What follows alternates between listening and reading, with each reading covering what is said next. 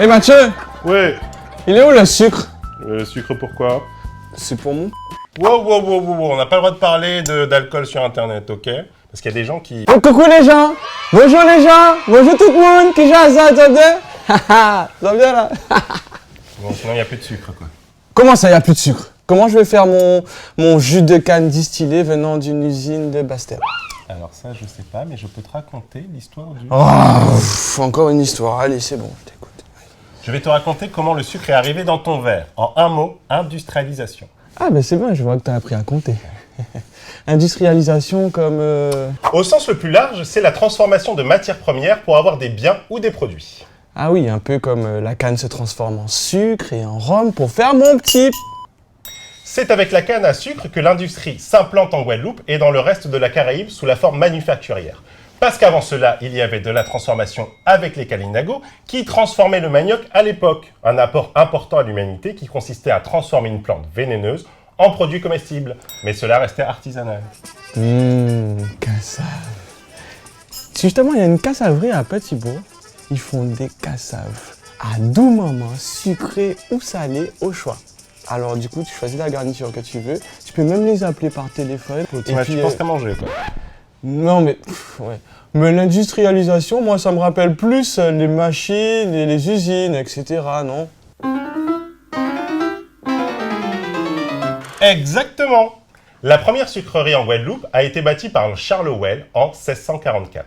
Ouais, Charles Well, il a construit une usine tout seul avec ses petits bras.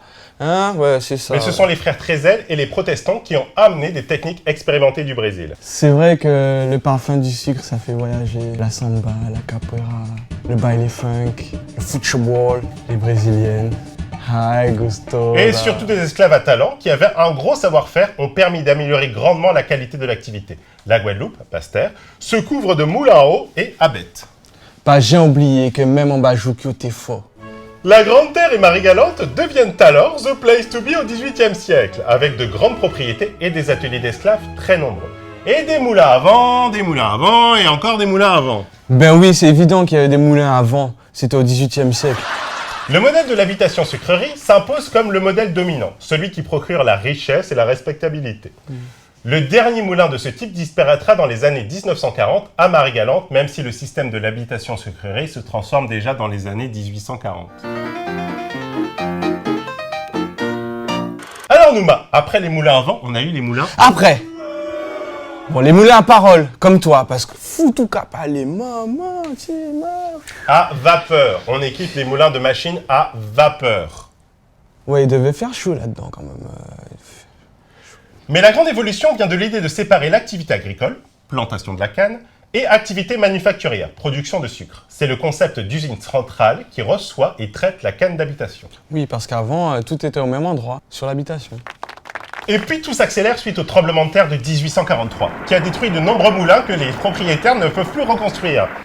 La création des usines centrales est donc fille de la révolution industrielle, et donc du capitalisme industriel. 1 million de francs investis à Duval, par exemple. En 1863, le pays compte 20 habitations sucreries équipées de machines à vapeur. Oui, les moulins n'ont plus le vent en poupe. Tout ça ne connaît pas un succès immédiat, puisque le nombre d'habitations adhérentes reste faible. 5 à Duval, 7 à Marly, 8 à Zévalos. Mais le rendement des usines est faible à cause du problème de main-d'œuvre et de livraison de la canne. Nouvelles usines et déjà des problèmes, quoi.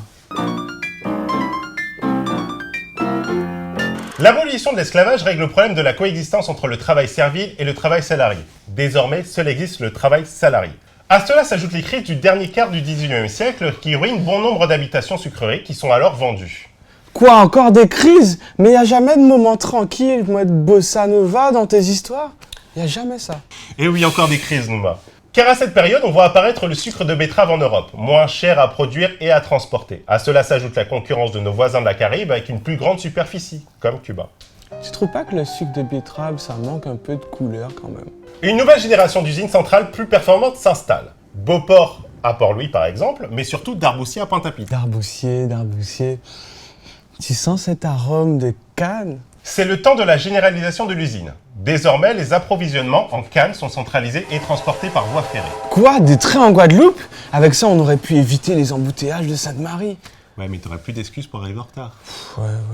C'est la domination totale à la fois économique et sociale des usines à sucre. Coucou, diabète! Coucou! En 1970, tout s'arrête, avec les dernières fermetures d'usines, Blanchette, Darboussier, Beauport. Fini le temps de la domination des usines sucrières. On voit apparaître des usines modernes telles que le cimenterie, raffinerie, minoterie. Les minoteries, ah ouais, il y en avait en Guadeloupe? Comme si tu savais ce que c'était qu'une minoterie. Ben bien sûr, tout le monde sait ce que c'est une minoterie. N'est-ce pas les gens? Une minoterie, c'est un endroit où on fait de la farine.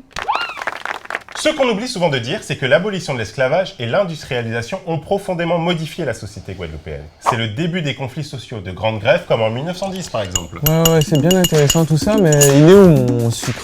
T'as qu'à boire de l'eau pour une fois qu'on en a. Po, tu m'as toujours qu'à mélanger coco et abricots. Je vais chercher du sucre.